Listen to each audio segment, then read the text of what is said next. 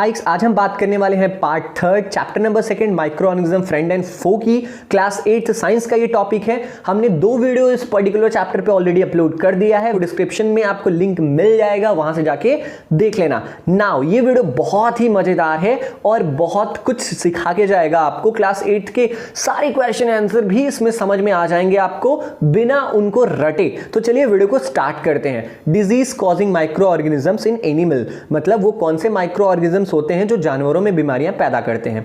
Several micro organisms not only cause diseases in humans and plants but also in other animals. कुछ ऐसे micro organisms होते हैं जो केवल इंसानों और पौधों में अपनी बीमारी पैदा नहीं करते हैं, वो जानवरों को भी बीमार करते हैं। जैसे कि anthrax is a dangerous human and cattle disease caused by A bacterium. जैसे कि एंथ्रैक्स एक बहुत ही डेंजरस, बहुत ही खतरनाक बीमारी है जो कि इंसानों में होता है, पशुओं में होता है, बैक्टीरिया की वजह से। Foot and mouth disease of a cattle is caused by A virus. और भी बीमारियां जो पैरों में हो जाती हैं, पशुओं के मुंह में हो जाती हैं, वो वायरस की वजह से होता है। अब हम देखेंगे कि disease causing micro organisms in plants, कौन सी वो माइक्रो ऑर्गेनिजम्स हैं जो बीमारियां पैदा करती हैं पौधों में। देखते हैं। Several microorganisms cause diseases in plants like wheat, rice, potato, sugarcane, orange, apple and others. कुछ माइक्रो ऑर्गेनिजम्स होती हैं जो कि हमारे व्हीट, मतलब कि आप कह सकते हो गेहूं, चावल, आलू, सुगर केन, ऑरेंज, एप्पल और भी कई पौधों में लग के उन्हें बीमार कर देती हैं। The diseases reduce the yield of crops, और इन बीमारियों की वजह से वो जो पौधा होता है वो अपने फल नहीं दे पाता है या उत्पाद अपना कम कर देता है। अब हम 2.2 टेबल देखेंगे, इसमें हम सीखेंगे कि कौन सी बीमारियां कब होती हैं, कौन से माइक्रो ऑर्गेनिज्म से होती हैं और इनका मोड ऑफ ट्रांसमिशन क्या है, मतलब ये फैलती किसके माध्यम से हैं। और उनकी फिगर भी हमें दिया गया है उन बीमारियों। जैसे ये सबसे पहला फिगर आपको दिया गया है, सिट्रस है ये सिट्रस मतलब आंवला है ये, और आंवले में ये बीमार दिख रहे हैं, काला काला धब्बा हो गया है। नाउ सबसे पहली बीमारी है सिट्रस कैंकर। ये केवल खट्टे फलों में होता है, बैक्टीरिया की वजह से होता है और इसका मोड ऑफ ट्रांसमिशन क्या है, एयर। रस्ट ऑफ व्हीट, ये एक ऐसी बीमारी है जो फंगी की वजह से होता है, इसका मोड ऑफ ट्रांसमिशन क्या है, हवा और sheets. Now yellow vein of mosaic of भिंडी। अब भिंडी में ये बीमारी होती है जो कि वायरस की वजह से होता है। कौन से वायरस की वजह से, मैंने ये वायरस का नाम लिख दिया है, मोनोपैराटाइट बेगोमो वायरस है जो कि येलो वेन मोसाइक बीमारी को पैदा करता है और इसका मोड ऑफ ट्रांसमिशन क्या है, इंसेक्ट्स से ये फैलता है। Use of certain chemicals which kill the microbes. अब हम कुछ केमिकल्स के बारे में पढ़ेंगे जिनसे ये माइक्रो ऑर्गेनिजम्स मर जाती हैं या पैदा नहीं होती हैं। फूड पॉइजनिंग, सबसे पहले फूड पॉइजनिंग के बारे में जान लेते हैं। आपने सुना होगा कि किसी को फूड पॉइजनिंग हो गया और वो बीमार पड़ गया है। देखते हैं। Boojho was invited by his friend to a party and he ate a variety of food stuff. Boojho को उसके फ्रेंड ने इन्वाइट किया अपने पार्टी में और वहां पर वो क्या हुआ, बहुत सारी चीजें खाता है।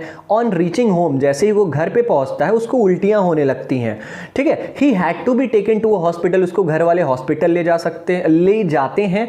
The doctor said that this condition could be due to food poisoning. Doctor कहता है ये इसकी हालत किस वजह से हुई है, फूड पॉइजनिंग की वजह से हुई है। अब पहली सोचती है कि खाना कैसे जहर बन सकता है, खाना पॉइजन कैसे बन सकता है। अब हम पहली को बताएंगे कि खाना कैसे पॉइजन बन सकता है।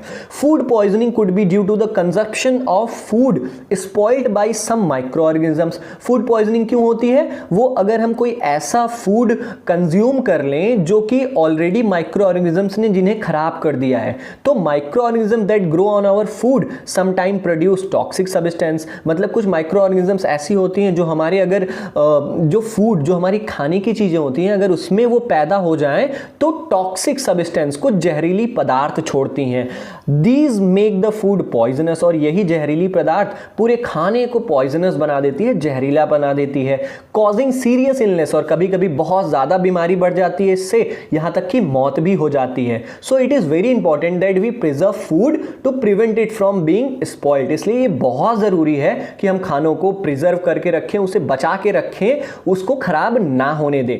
नाउ नेक्स्ट टॉपिक है फूड प्रिजर्वेशन, मतलब हम खाने को कैसे बचाएं। चैप्टर 1 में आपने पढ़ा है कि we have learned about the methods used to preserve and store food grains. हमने उन मेथड्स, उन तरीकों के बारे में समझा था जो कि कैसे हम अपने फसलों के जो हमारे अनाज होते हैं उसको हम कैसे बचा के रख सकते हैं कि वो सड़े ना। अब हम इस चैप्टर में पढ़ेंगे कि हम पके हुए खाना को कैसे बचाएं।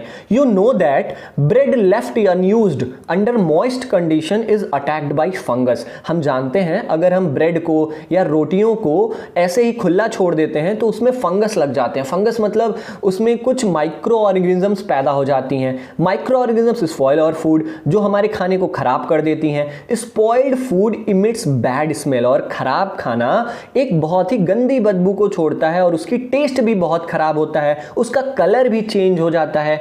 Is spoiling of food a chemical reaction? क्या खाना खराब होना एक केमिकल रिएक्शन है क्या? अब इस क्वेश्चन का आंसर हम देंगे। पहेली बॉट सम मैंगोज, पहेली ने कुछ आम खरीदे but she could not eat them for a few days, लेकिन वो कुछ दिनों तक उसे खा नहीं पाती है। Later she found that they were spoiled, और कुछ दिनों बाद वो जब उसे खाना चाहती है तो वो देखती है कि वो सारे मैंगोज खराब हो चुके हैं, सड़ गए हैं। But she knows that the mango pickle her grandmother makes does not spoil for a long time, लेकिन उसे पता था कि जब मेरी दादी माँ अचार बनाती है तब भी तो वो आम को काट के डालती है, तो वो खराब क्यों नहीं होता? अब इस बात पे वो कंफ्यूज है। नाउ हम देखेंगे, let us study the common methods to preserve food in our homes. हम अपने घरों में खाने को कैसे बचा के रख सकते हैं, पके हुए खाने को, हम उन्हीं तरीकों के बारे में समझेंगे। We have to prevent it from the attack of microorganisms. हमें उन खानों को क्या करना है, माइक्रो ऑर्गेनिजम्स उसमें ना लग जाए जिससे हम बीमार ना हो, इसलिए हमें उन खानों को बचा के रखना है। अब कौन कौन से तरीके होते हैं? 5-6 तरीके हैं, मैं आपको बताता हूं। पहला है केमिकल मेथड। सबसे पहले हम क्या कर सकते हैं, salts and edible oils are the common chemicals generally used to check the growth of microorganisms. नमक और कुछ खाने का तेल ऐसा होता है दैट आर यूज्ड, वो आमतौर पे यूज होता है कि माइक्रो ऑर्गेनिजम्स ना लगे। नमक और तेल, आप जानते हो अचार में भी नमक और तेल का यूज होता है, इसी वजह से हमारे जो अचार होता है उसमें फंगस नहीं लगते हैं। Therefore they are called preservatives, और इसी के लिए साल्ट्स और एडिबल ऑयल मतलब नमक को और खाने वाले तेल को प्रिजर्वेटिव्स कहा जाता है। प्रिजर्वेटिव्स क्या होता है? अब जो हमारे खाने को खराब होने से बचाए उसी को प्रिजर्वेटिव्स कहते हैं। वी एड सॉल्ट और acids preservative to pickle to prevent the attack of microorganisms. मैंने जैसा बताया कि हम अपने अचार में नमक डालते हैं या कुछ ऐसे एसिड डाल देते हैं जिससे हमारे अचार खराब नहीं होते हैं। Sodium benzoate and sodium metabisulphite are common preservatives. अब ये दो केमिकल्स दिए हैं, सोडियम बेंजोएट और सोडियम मेटाबाइसल्फाइड। इन दोनों का काम क्या है? ये प्रिजर्वेटिव्स हैं, ये खाना को बचाने का काम करती हैं, मतलब इन्हें खराब नहीं होने देती हैं। These are also used in the jams. अब ये दोनों केमिकल जैम्स में यूज होते हैं, हमारे सॉस में यूज होते हैं, ताकि वो जैम और सॉस खराब ना हो सके और वो हम जब खरीद के लेके आते हैं तब भी हम लंबे दिनों तक उसे यूज कर सकते हैं। नाउ दूसरा मेथड क्या है? Preservation by common salt. हम केवल नमक के यूज से भी खाने को बचा सकते हैं। Common salt has been used to preserve meat and fish for ages. जो हमारा साधारण नमक होता है वो मीट और मछलियों को बहुत सालों से वो खराब ना हो, खाने लायक रहें, इसलिए मीट पर और मछलियों पर क्या नमक छिड़क दिया जाता है। Meat and fish are covered with dry salt to check the growth of bacteria. जो मीट होती है और जो हमारा फिश होता है, मछली होती है, अगर हम उसको बहुत समय तक रखना चाहते हैं तो उसको हम नमक से ढक के रखते हैं ताकि ये खराब ना हो जाए। Salting is also use to preserve amla, raw mangoes, tamarind etcetera. नमक का जो ये जो नमक छिड़कने की जो प्रक्रिया है ना, वो आंवला पर भी छिड़काव होता है, कच्चे मैंगोस पर भी छिड़काव होता है। टैमारिंड में भी, टैमारिंड मतलब इमली होता है, इमली पर भी हम नमक छिड़क देते हैं ताकि ये चीज़ें खराब ना हो। Preservation bye sugar. हम चीनी की मदद से कैसे खाने को बचा सकते हैं? जैम जो होती हैं, जो जेलीज होती हैं, जो चॉकलेट्स हम खाते हैं, और जो मीठी मीठी स्क्वैशेस होती हैं, उनको भी बचाया जाता है शुगर के माध्यम से, मतलब उसमें नमक मिला दिया जाता है ताकि उसमें माइक्रो ऑर्गेनिजम्स पैदा नहीं होते हैं। क्या करता है शुगर क्या करता है? Sugar reduces the moisture. Sugar क्या करता है? नमी, जो पानी की मात्रा है वो कम कर देता है, जिसकी वजह से माइक्रो ऑर्गेनिजम्स या बैक्टीरिया पैदा नहीं होते और खाने को खराब नहीं करते हैं। नाउ चौथा मेथड क्या है? तेल और सिरके की मदद से भी हम खाने को क्या करते हैं? प्रिजर्व करते हैं, बचाते हैं। Use of oil and vinegar prevents spoilage of pickles because bacteria can not leave in such an environment. अब तेल और सिरका का यूज होता है अचार में ताकि बैक्टीरिया पैदा ना हो, क्योंकि बैक्टीरिया तेल और इन एसिडिक चीजों में सर्वाइव नहीं कर सकता है।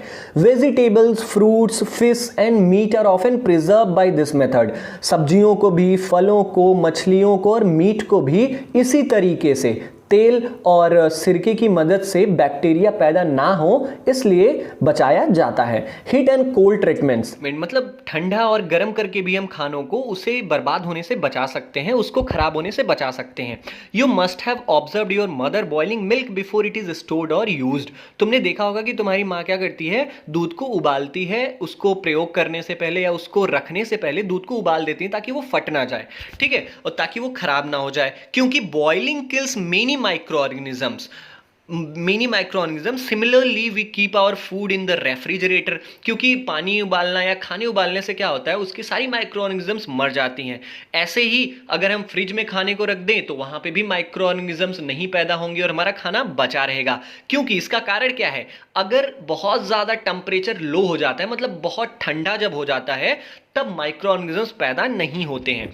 Now why does the milk that comes in packets not spoil. अगर हमने सोचा होगा तो ये हमारे दिमाग में जरूर आया होगा कि जो पैकेट का दूध होता है वो खराब क्यों नहीं होता। तो ये क्यों नहीं होता, ये पैस्चराइजेशन की वजह से होता है।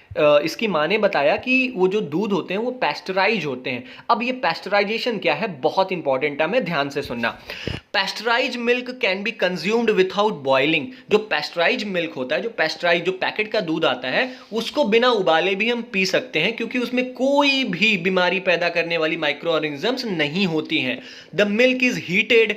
अब पैस्चराइजेशन में क्या होता है, दूध को गर्म किया जाता है 70 डिग्री सेल्सियस में, मतलब बहुत ज्यादा डिग्री सेल्सियस पे उसे गर्म किया जाता है 15 से 30 सेकेंड तक, और उसके बाद उसे ठंडा कर दिया जाता है और तुरंत स्टोर कर दिया जाता है, इकट्ठा कर दिया जाता है, पैक कर दिया जाता है। बाय डूइंग सो, इस तरीके से हमारा माइक्रो ऑर्गेनिजम्स उस दूध में पैदा नहीं होता और दूध खराब नहीं होता। इस प्रोसेस को हम क्या कहते हैं, पैस्चराइजेशन कहते हैं। कैसे पैस्चराइजेशन, फिर से मेरे साथ बोलो। जब दूध को गर्म करके फिर से ठंडा कर दिया जाता है उसी को पैस्चराइजेशन कहते हैं। समझ गए? चलो नेक्स्ट, छठवां तरीका देखेंगे कि कैसे हम खाने को बचा सकते हैं। बाय स्टोरेज एंड पैकिंग, मतलब उसको स्टोर करके उसको ऐसे कंडीशन में रख दिया जाए जहां पर वो खराब ना हो, या पैक करके भी अगर हम खाने को रखें ना, तब भी हम खाने को बर्बाद होने से बचा सकते हैं। जैसे कि हमने देखा होगा कि दीज डेज, इन दिनों ड्राई फ्रूट्स, जो काजू बादाम ये सब होते हैं ना, इवन वेजिटेबल्स, यहां तक कि जो हमारी सब्जियां भी होती हैं, वो क्या करते हैं, सील, पन्नियों में सील करके बेचा जाता है ताकि कि उसमें माइक्रो ऑर्गेनिजम्स अटैक ना करें और वो खराब ना हो। नाउ नाइट्रोजन फिक्सेशन बहुत ही इंपॉर्टेंट टॉपिक और बहुत ही मजेदार टॉपिक है, उतनी ही मजेदार तरीके से हम पढ़ेंगे। You have learned about the bacterium rhizobium in class 6 and 7। तुमने राइजोबियम बैक्टीरिया के बारे में अपने क्लास 6 और 7 में पढ़ा होगा, नहीं पढ़ा होगा तो मैं बताता हूं। It is involve in the fixation of nitrogen in leguminous plants. इनका काम क्या होता है, इनका काम ये होता है कि ये लेगुमिनस प्लांट्स क्या होता है, फलदार पौधे हम इन्हें कहते हैं, जैसे हमारा मटर का पौधा हो गया, ठीक है। लेगुमिनस प्लांट्स में ये नाइट्रोजन को फिक्स करती हैं। ये जो राइजोबियम बैक्टीरिया होती है ना, ये नाइट्रोजन को खींचती हैं और लेगुमिनस प्लांट्स का जो रूट होता है उसमें इकट्ठा करती हैं। Recall that rhizobium lives in the root nodules. Rhizobium कहां रहता है, वो रूट के नोड्यूल्स में रहता है। अब नोड्यूल्स क्या है, ये देखो आप फिगर देख रहे हो ना, ये नोड्यूल्स लिखा हुआ है, यही होता है नोड्यूल्स और यही होता है राइजोबियम। वो एनवायरनमेंट से नाइट्रोजन को इकट्ठा करता है और पूरा नाइट्रोजन प्लांट्स को देता है। आगे हम पढ़ते हैं, रिकॉल दैट, ये हम पढ़ चुके हैं। Such as beans and peas, ये एग्जांपल दिया है कि जैसे बीन होता है, सेम हो गया, हमारा मटर हो गया, ये है leguminous plants with which it has a symbiotic relationship. Symbiotic relationship का मतलब क्या होता है, सिम का मतलब होता है टुगेदर, साथ साथ, और बायोटिक मतलब जीना, साथ साथ जीने को सिम्बायोटिक रिलेशनशिप कहते हैं। सिम्बायोटिक रिलेशनशिप एक ऐसा रिलेशनशिप होता है जिसमें किसी एक ऑर्गेनिज्म को फायदा हो। जैसे लेगुमिनस प्लांट्स के साथ जब राइजोबियम बैक्टीरिया रहता है तो लेगुमिनस प्लांट्स को बहुत फायदा होता है, क्योंकि राइजोबियम बैक्टीरिया नाइट्रोजन को फिक्स करता है। Sometimes nitrogen gets fixed through the action of lightning.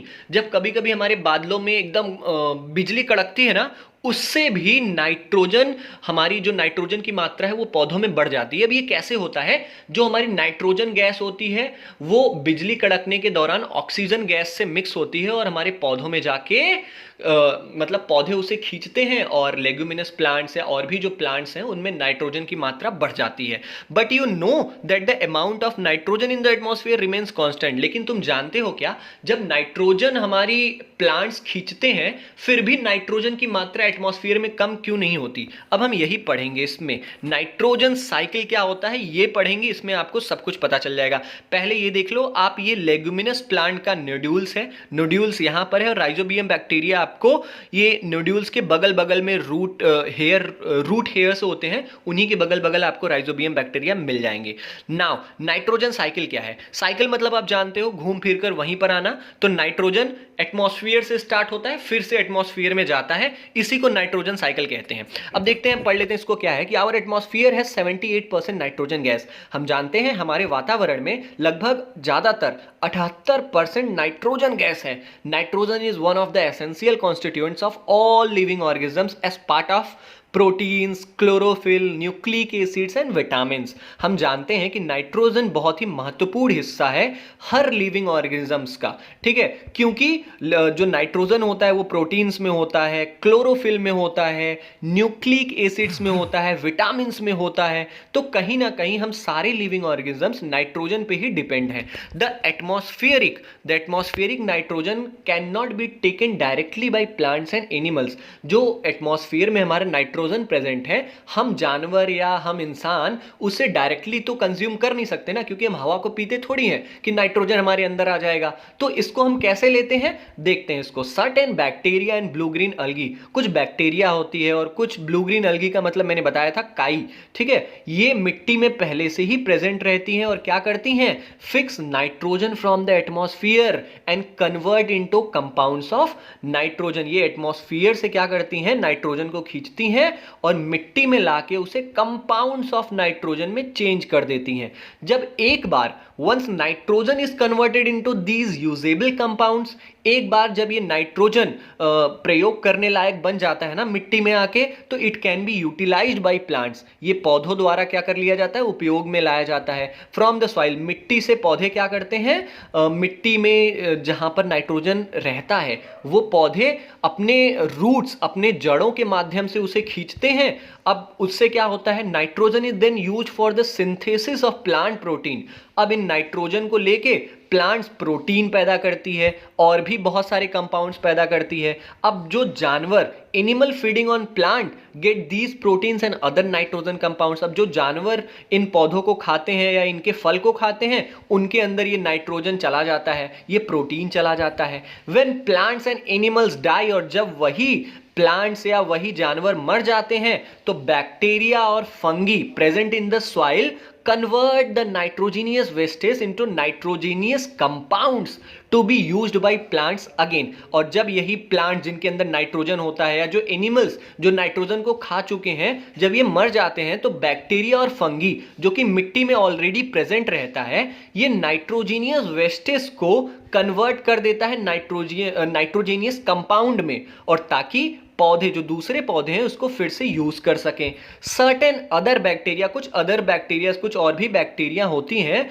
जो कि convert some part of them to nitrogen gas, जो कि क्या करती हैं, उन नाइट्रोजीनियस वेस्टेज को, जैसे देखो कुछ बैक्टीरिया तो नाइट्रोजीनियस वेस्टेज को कंपाउंड्स में बदल देती हैं और कुछ बैक्टीरिया नाइट्रोजन गैस में बदल देती हैं, जो कि वापस एटमॉस्फेयर में चला जाता है। और जिस वजह से जो परसेंटेज ऑफ नाइट्रोजन होता है हमारे वातावरण में वो बना रहता है, वो कभी भी कम नहीं होता है। तो इस तरीके से ये पूरा नाइट्रोजन साइकिल खत्म हो जाता है। ये मैंने जितना भी अंडरलाइन पॉइंट किया, this is the nitrogen cycle. अगर आपको कोई बोले कि व्हाट इज नाइट्रोजन साइकिल, तो आप अगर ये पूरी अंडरलाइन पॉइंट्स को अच्छे से समझे हो तो आप बता देना। अब यही पूरा फिगर है, आप इस फिगर को भी बना देते हो तब भी आपका आंसर कंप्लीट हो जाता है। जैसे एटमॉस्फेरिक नाइट्रोजन से निकलता है, फिर नाइट्रोजन फिक्सिंग बैक्टीरिया में जाता है, ये सारी चीजें मैं ऊपर पढ़ा चुका हूं।